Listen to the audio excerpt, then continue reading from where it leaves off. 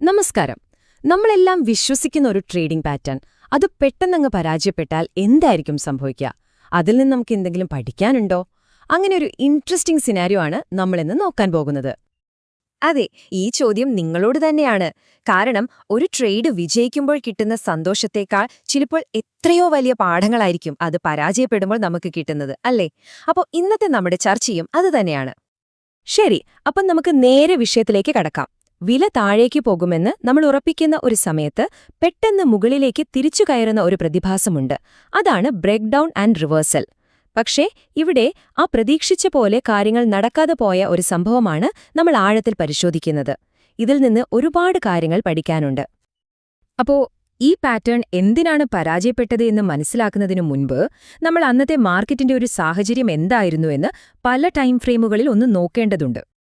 നമുക്ക് ഏറ്റവും വലിയ ചിത്രത്തിൽ നിന്ന് തന്നെ തുടങ്ങാം. ഡെയിലി ചാർട്ട് നോക്കുകയാണെങ്കിൽ ഈ പ്രധാന സംഭവം നടക്കുന്നതിന് മുൻപ് തന്നെ മാർക്കറ്റ് ഒരു ദുർബലമായ അവസ്ഥയിലായിരുന്നു. അതായത് ഒരു lower high lower low formation. സിമ്പിളായി പറഞ്ഞാല് വില മുകളിലേക്ക് പോകാൻ ശ്രമിക്കുന്നുണ്ട്, പക്ഷെ പഴയ ഹൈ ബ്രേക്ക് ചെയ്യാൻ പറ്റുന്നില്ല.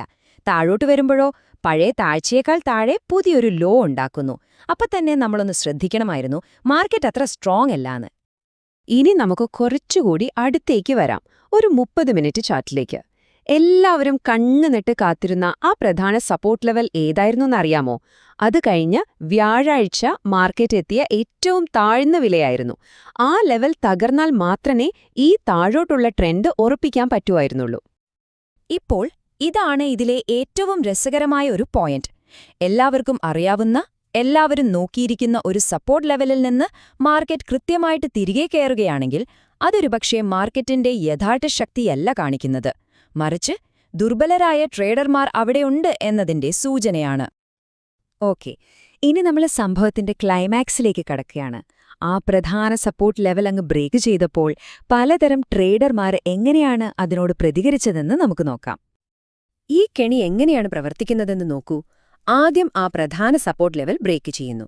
അത് കണ്ട് പേടിച്ചിട്ട് അനുഭവപരിചയമില്ലാത്ത ട്രേഡർമാർ കയ്യിലുള്ളതെല്ലാം വിറ്റൊഴിയുന്നു.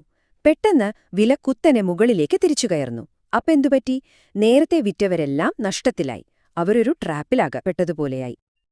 കണ്ടില്ലേ? ഇവിടെയാണ് ഒരു അമച്വറും ഒരു പ്രൊഫഷണലും തമ്മിലുള്ള വ്യത്യാസം വ്യക്തമാകുന്നത്. ഒരാൾ ആ സപ്പോർട്ട് ബ്രേക്ക് ചെയ്തത് കണ്ടപാടെ പാനിക്കായിട്ട് വിൽക്കുന്നു, അയ്യോ തീർന്നു എന്ന് കരുതിയിട്ട്.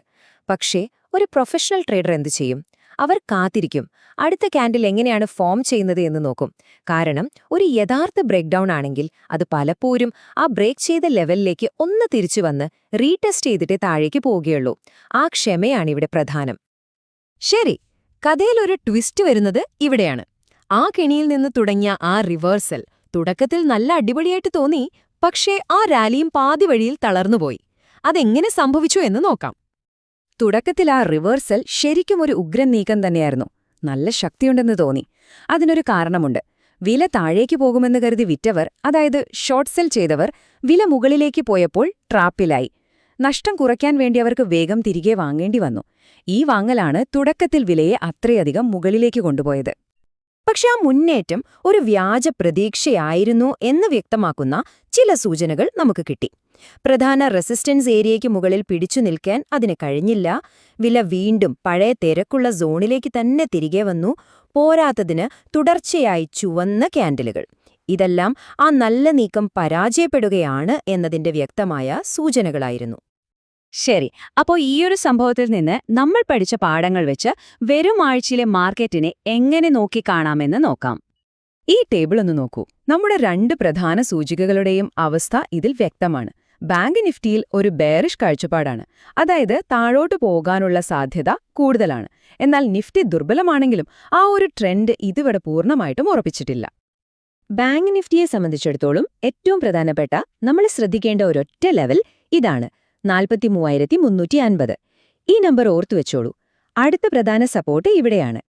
നമ്മൾ നേരത്തെ പഠിച്ച ആ പാഠം ഇവിടെ ഒന്നുകൂടി ഉറപ്പിക്കുകയാണ്. എല്ലാവരും നോക്കിയിരിക്കുന്ന ആ 43,350 എന്ന ലെവലിൽ നിന്ന് കൃത്യമായിട്ടൊരു ബൗൺസ് ഉണ്ടായാൽ അതിനെ യഥാർത്ഥ ശക്തിയായി കണക്കാക്കരുത്. അതൊരു പക്ഷേ വീണ്ടും ഒരു ട്രാപ്പാകാം.